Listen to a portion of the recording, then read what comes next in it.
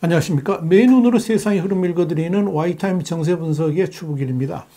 우주 개발 프로젝트에 있어서 미국에 대항하기 위해서 러시아하고 손을 잡고 출범했던 국제 달 연구기지 프로젝트, 이걸 ILRS라고 그러는데, 이 ILRS가 좌초될 위기에 처했습니다. 블룸버그는 미국 시간으로 26일 중국 당국이 공동 우주 프로젝트에서 러시아를 지우고 있다 그랬습니다. 그러면서 러시아가 전쟁으로 인해서 프로젝트를 수행할 여력이 없다는 점에서 중국이 의도적으로 러시아를 배제하면서 새로운 파트너 찾기에 나섰다, 이렇게 보도를 했습니다.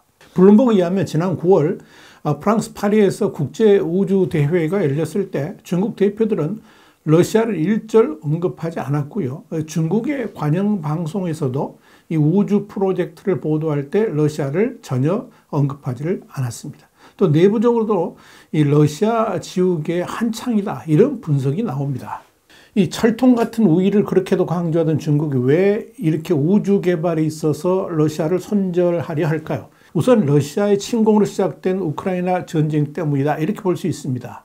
지금 러시아는 재정이 적자 상태죠. 당연히 비상체제에 들어갈 수밖에 없습니다. 이로 인해서 우주 프로젝트 관련 지원들이 많이 축소됐습니다. 여기에 대해서 조지아 공과대학의 마리엘 보로이치 교수는 러시아는 여전히 우주기술 분야에서 선도국가 중 하나이긴 하지만 이 프로젝트가 이행되는 과정을 보면 러시아의 예산, 인력, 기술 등 모든 분야에서 영향력이 감소하고 있다고 설명했습니다. 중국과 러시아는 2021년 6월 공동 우주개발 로드맵을 공개를 한 바 있습니다. 이 계획에 따르면 중국 국가항천국하고 러시아 연방우주공사, 그러니까 이걸 로스코스모스라고 그러는데, 여기 두 군데가 2035년까지 달에 국제 달 연구기지를 세우기로 했습니다. 현재 계획으로는 2025년 건설지를 결정한 다음에 2035년 완공하는 게 목표입니다. 중국이 러시아하고 손을 잡고 이렇게 광대한 계획을 세운 이유는 다분히 미국의 우주 프로젝트인 아르테미스 프로그램을 겨냥한 것이다, 이렇게 말씀드릴 수 있습니다. 미중 패권 경쟁이 치열한 상황에서 서방 국가와의 우주 개발 경쟁에서 밀리지 않겠다, 이런 포부를 내보인 거죠. 현재 미국의 항공우주국, 그러니까 나사는 2020년 10월 7개 나라하고 함께 협정을 맺었고 1972년 아폴로 17호 발사 이후에 50년 만에 이 달에 우주인을 보내는 유인 달 탐사 계획인 이 아르테미스를 발표한 바 있습니다. 그렇기 때문에 이 중국 입장에서는 러시아 내부 사정 때문에 이 우주 개발 프로젝트를 주춤거릴 시간이 없는 겁니다. 러시아가 전쟁으로 인해 가지고 우주 개발 프로젝트에 전념할 수 없다면 중국 독자적으로라도 이 프로젝트를 반드시 실현할 수밖에 없다는 계산이 깔려 있다, 이렇게 볼 수 있습니다. 러시아하고 거리두기를 하는 첫 번째 이유는 국제적 현실 때문입니다. 이 우크라이나 전쟁 때문에 이 러시아가 글로벌 협력 관계에서 완전히 배제되고 있습니다. 유럽 우주국은 지난해 4월 러시아하고의 달 탐사 협력을 모두 중단했습니다. 또한 영국의 유성 통신업체는 러시아 소유의 로켓 발사대를 이용하지 않겠다라고 발표를 했고, 미국의 원웹, 그리고 인도의 바르티 등 이 민간 통신업체들은 러시아하고의 연관된 사업을 모두 철수시켰습니다. 러시아에 대한 국제적 위상이 추락하는 상황에서 중국도 언제까지 러시아의 손을 잡고 우주 개발을 수행하기는 어렵다, 이런 판단을 내렸다는 의미입니다. 이에 따라서 중국은 러시아가 아닌 새로운 파트너를 찾고 있습니다.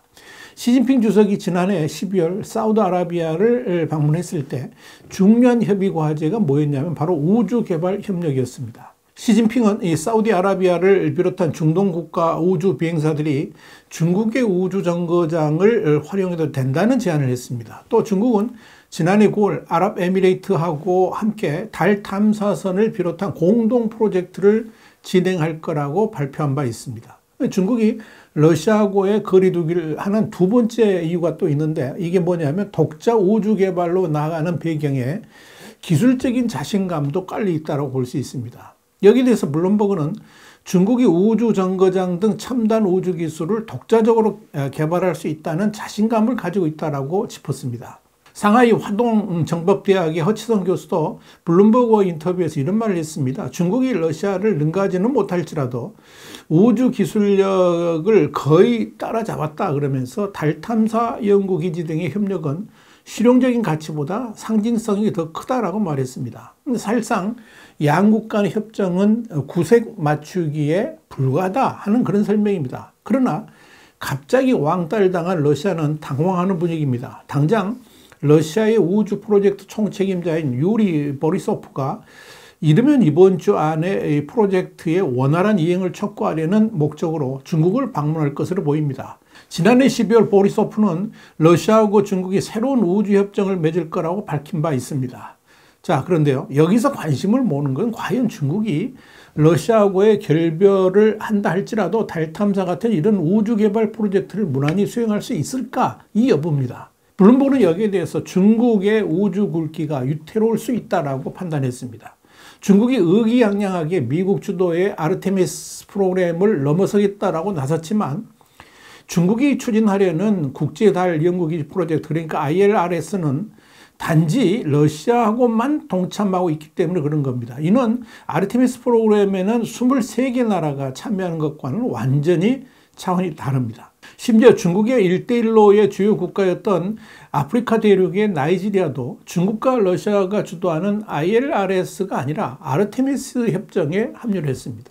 자, 분명한 것은 중국이 나름 기술적인 자부심을 가지고 있기는 하지만 객관적으로 봤을 때 러시아의 기술력을 아직 따라하지는 못한 것으로 평가된다는 점입니다. 이와 관련해서 영국 킹스 칼리지의 마크 힐보론 교수는 러시아는 중국의 우주에서 탄도미사일 감지하는 센서 등 첨단 기술을 제공하기로 합의했다 그러면서 이런 기술의 경우에 러시아가 중국을 한참 앞서 있다라고 말을 했습니다. 그렇기 때문에 여전히 중국에 러시아가 필요하다는 거죠. 일부에서는 전쟁으로 인해 가지고 러시아가 우주 개발 프로젝트를 지속적으로 지원하기가 불가능하기 때문에 이 러시아의 우주 기술을 아예 중국으로 넘길 수도 있다, 이런 전망을 하기도 합니다. 그러나 이건 러시아의 속성을 잘 모르는 판단인 것을 보입니다. 그렇게 되면 러시아가 중국의 하위 파트너로 전락하는 것인데 그럴 가능성은 거의 제로에 가깝다, 이렇게 볼 수 있을 겁니다. 더불어 중국 단독의 우주 개발 굴기가 사실상 어려운 이유 중에 하나가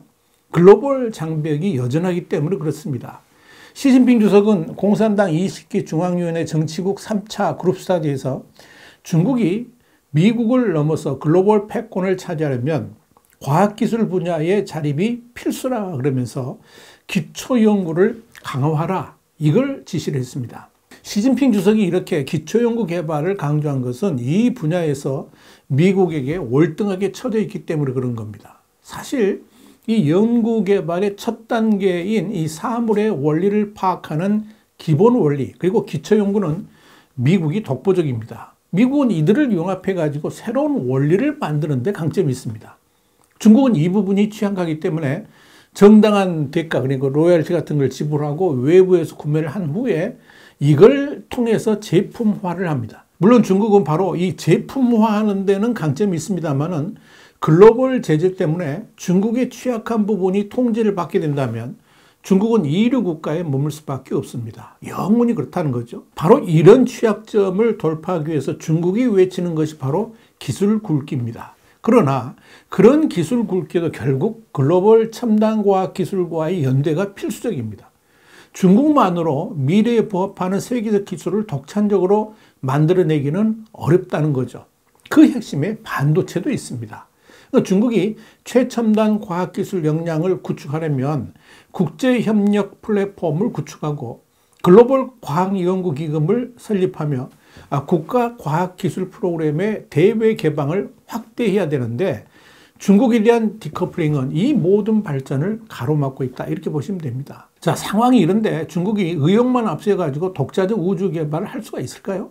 결론부터 말씀드리자면 사실상 불가능하다고 보는 것이 옳을 겁니다. 지난 2021년 4월 29일 중국은 텐공, 그러니까 한자를 그대로 읽자면 천공인데 텐공 우주정거장 핵심 모듈이 성공적으로 발사돼 가지고 궤도에 진입했다라고 발표했습니다. 그러나 며칠 후에 핵심 모듈을 운반한 창정 OB 로켓의 잔해가 통제불능 상태로 추락했습니다.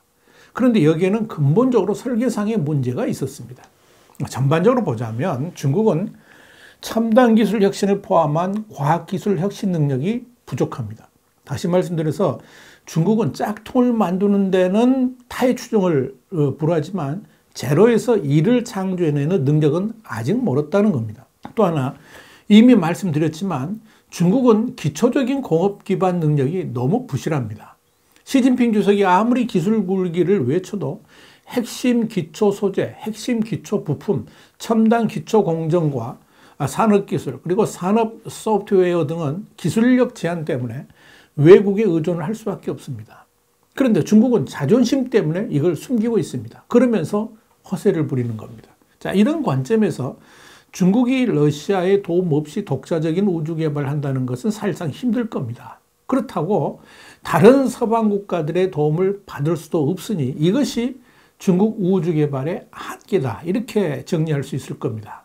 어쩌면 러시아하고 결별을 한 후에 서방 국가들 일부하고 연대하려고 할지도 모르겠습니다. 그러나 그런 중국의 꼼수에 넘어가지고 공동 작업을 하는 순간 모든 기술들이 다 털리게 될 겁니다. 그래서 중국을 멀리하라고 말을 하는 겁니다. YTN 정세 분석이었습니다. 감사합니다.